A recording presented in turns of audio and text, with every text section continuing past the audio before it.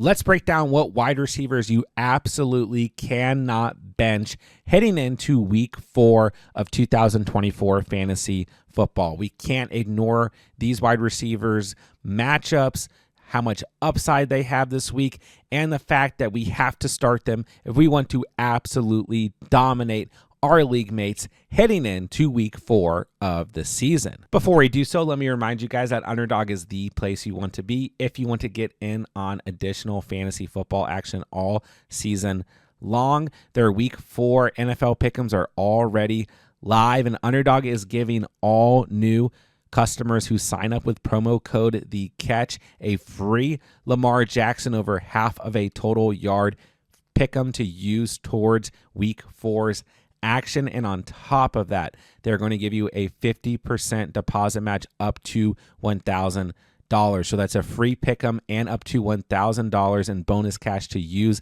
on Underdog when you sign up with promo code The Catch. That link is down below. All right, very quickly, let's take a look at last week's video and hold ourselves accountable. Knocked it out of the park with Jamar Chase as our must-start wide receiver of the week against the Commanders. And yes, don't at me. People were questioning Jamar Chase after the first 2 weeks of the season, but that matchup was beautiful. The game script was beautiful. 29.8 fantasy points. Marvin Harrison Jr. against the Lions, another very solid week. I don't know if he can make the videos again because I think everyone's just starting him from this point forward, but 17.4 fantasy points.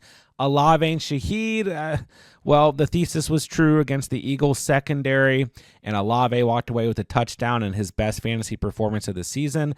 Shaheed, well, not so much, 0 fantasy points. Jameson Williams, a dud as well. We got 2 duds, Shaheed and Jamo from last week.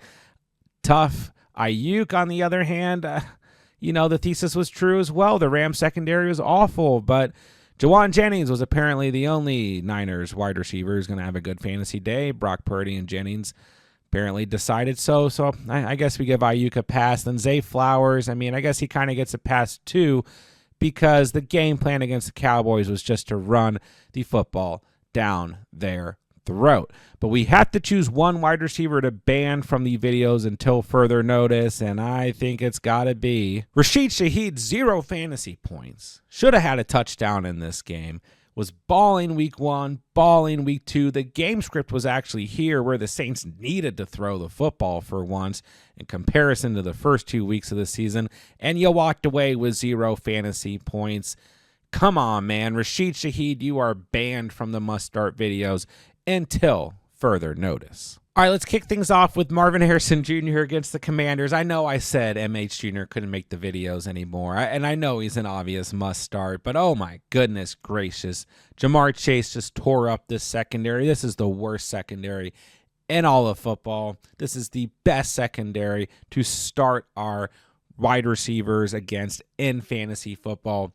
Marvin Harrison Jr. is going to have a monster week. He might honestly put up more points than he did in that week 2 matchup against the Rams where he had 29 fantasy points. If you need a sleeper for this week, I do really like Michael Wilson, who had 14.4 fantasy points in week 3 and a touchdown in week 1. And honestly, if you're in a deep enough league, you might as well just try out Greg Dortch if you are desperate at wide receiver. But Marvin Harrison Jr. is going to absolutely feast this week against the Commanders, a home game for the Cardinals.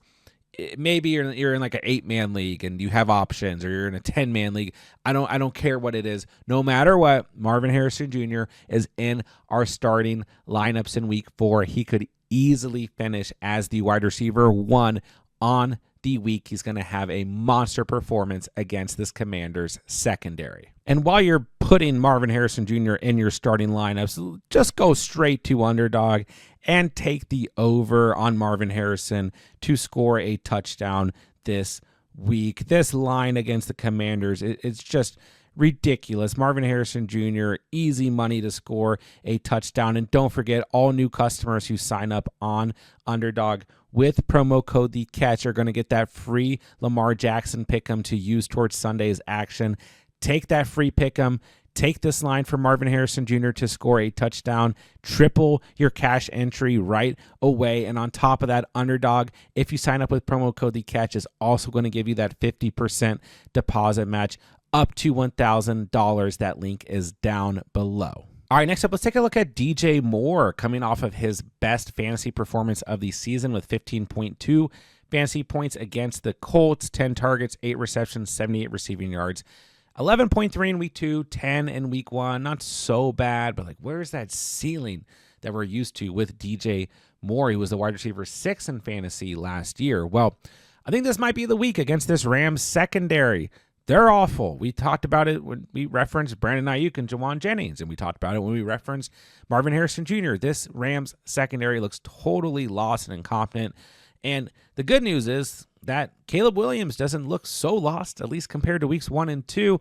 And while the offensive line plays are still very bad here for the Bears, at least the passing attack is showing some light. And I do think this could be the first game on the season where DJ Moore finds the end zone. Keenan Allen's still listed as questionable on the week, so there should be more targets for DJ Moore in this matchup. I know Cole Kmet's coming off a good game, and Rome Odunze's coming off a good game. I mean, I like any pass catcher for the Bears this week, but I think this is going to be the week where we see that big time, high ceiling, high upside performance out of DJ Moore. So if you own him, don't have any doubts he's going to be a fantastic start. We cannot afford to bench primary wide receiver ones against this Rams secondary until further notice. He's got to be in our starting lineups moving into week 4. All right, next up is Khalil Shakir of the Bills, kind of quietly having just a very solid fantasy season. He's the wide receiver 18, averaging 14.3 fantasy points, 13.2 in week 1, 10.6 in week 2. Then his best mark of the season in week 3, and that slaughter of the Jaguars with 19.2 touchdown. He's had a touchdown in 2 out of 3 games this year. And I think this is going to be the most competitive game that the Bills have found themselves in yet on the season. You know, this Ravens defense is struggling. I mean, their run defense is okay, but their secondary has been really, really poor on the season. They're bottom 5 against the wide receiver position in fantasy football. So the game script is here. The matchup is here. Sunday night football, Ravens, Bills. I mean, come on. This is a spot where the studs on each team are going to have to step up. Allen's going to have to throw the football. Lamar's going to have to throw the football. Everything is here for Khalil Shakir to have a very big night and maybe even have a better night than he had in week 3 and top his high on the fantasy season so far. So Shakir is a player who you drafted late if you own him. I think he's a player that you gotta have in the flex this week. The ceiling's way too high. Everything's here for a monster performance. We can't afford to bench Khalil Shakir in week 4. All right, next up is George Pickens going up against the Indianapolis Colts on the road. Kind of been a tough start to the season for Pickens. I mean, not awful, but certainly not great. This is just a run first offense in the Steelers, and maybe a defense first team, right? This defense is great. They're running the football. You know, the passing attack just hasn't had that high of a ceiling with Justin Fields at quarterback, but we are slowly seeing this offense start to open up a bit more. Justin Fields get more comfortable, and we have had a handful of big plays by George Pickens on the season that have been called back, and we've also had more than one touchdown for Pickens called back. So I still think that we're kind of hunting for the ceiling with George Pickens, and you know, I think the floor is relatively safe, averaging 9.7 fantasy points per game, because that week 2 matchup against Denver really ruined his overall stats, and it was a game where he had a touchdown call back, right? But you know, I think Pickens just a safe play this week. This Colts secondary's really been struggling. And I do think part of the problem with Pickens, you know, is you kind of look at his offense and it's like, okay, we got Pat Freiermuth. I mean, that's about it in terms of receivers on this team. I mean, I understand that Calvin Austin showed up in week 3 and everything, but we need to see that be a consistent thing. And I think it's just easier for opposing defenses to say, let's take Pickens out of the game. But I think he can definitely pop against this Colts defense and this Colts secondary. They've been very, very bad on the season so far, bottom 5 against the wide receiver position in terms of fantasy points allowed. So if you're going to risk it with Pickens, you're going to keep him in the flex, it's got to be here in week 4. Or if we're finally going to see that ceiling out of Pickens, it's got to be here in week 4 on the road against the Colts. This is a Steelers team that's playing really good football right now. I like Pickens a lot this week. Maybe he doesn't have as much upside as some of the other players on today's list, but I think he's a very, very strong start as we move into the week. All right, next up is Amari Cooper and his revenge game. One of his revenge games, at least, going up against the Raiders. Played the Cowboys in week 1. That revenge game didn't work out at 3.6 fantasy points. Week 2 was tough with 4.1 fantasy points.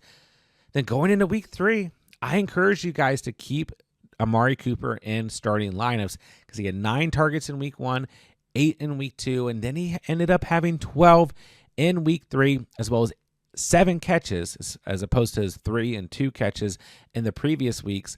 86 receiving yards, 12.2 yards per catch, 2 touchdowns, 27.6 fantasy points. That now puts him at averaging double-digit fantasy points on the season. And I don't know if he'll necessarily hit 27 fantasy points this week, but I do think that the ceiling is there again with Amari Cooper. The touchdown upside is there. And like I said, all going into week 3, the targets have been here. Let's not ignore them. This is still the primary wide receiver 1 for the Browns. He's going to get it together. Now he gets another good matchup against a Raiders secondary that has struggled on the season. Then he's going to get the Commanders in week 5, then the Eagles in week 6. I think Amari Cooper, as long as he stays healthy, is going to be very solid over the next couple weeks in fantasy football, and it's going to continue here in week 4 against the Raiders.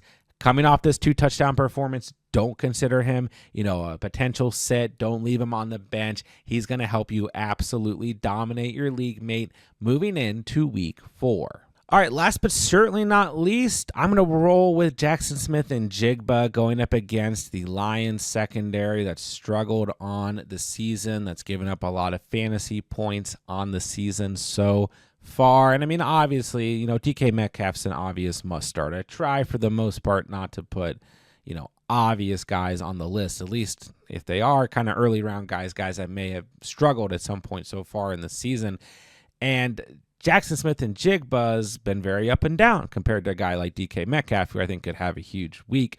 And I don't particularly dislike Tyler Lockett, but we get a lot of inconsistency between JSN and Lockett on this roster. JSN a bad game week 1, a huge game week 2, a bad game week 3. I'm just going to make the call. I think JSN has a big performance in week 4 against the Lions. We're looking at that 16 target game in week 2, 12 receptions, 117 receiving yards, 23.7 fantasy points.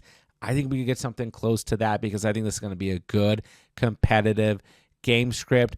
It's going to be tough for the Lions to throw against the Seahawks secondary. It's going to be tough for the Seahawks to run against this Lions run defense. So I think that we're going to end up seeing the Seahawks throwing more in this game than running. I think it's going to really benefit these Seahawks wide receivers. And I mean, the Lions secondary played better, I guess, in week 3, but we still saw a double-digit fantasy performance from Marvin Harrison Jr. and from Michael Wilson in week 3, and they were very poor in the first 2 weeks of the season. Gave up a lot of fantasy points to the Rams, a lot of fantasy points to the Tampa Bay Buccaneers. So JSN, I think this is just going to be my call, right? It could be any of these guys, I mean, I think Metcalf's in a great spot here. He's been balling out the last 2 weeks. Could be Lockett, but I think it's going to be JSN. I think he's going to be a very solid start. Definitely a player who kind of floating around that, do I flex him? Do I leave him in my bench type area? Don't ignore this matchup. JSN is in line for a huge week moving into week 4. And that'll do it for today's video. Don't forget, guys, we have everything that you need on the channel for week 4 of 2024 fantasy football. Start sits at every single position. Must start running backs by low options will be coming out this week. Last minute waiver wire options will be coming out on Saturday. Our early waiver wire videos already out, and our must start kickers and must start defenses are out, as well as live streams, live fantasy Q&As will be going on all throughout the week. So make sure you guys are subscribed to the channel so you don't miss out on any of the content. But more importantly, drop me a comment down below if you guys have any fantasy football questions whatsoever. I'm answering all fantasy football questions in the comment section down below before Sunday's action kicks off. With that, I'll say thank you guys so much for watching and or listening. And remember, you saw it here on The Catch.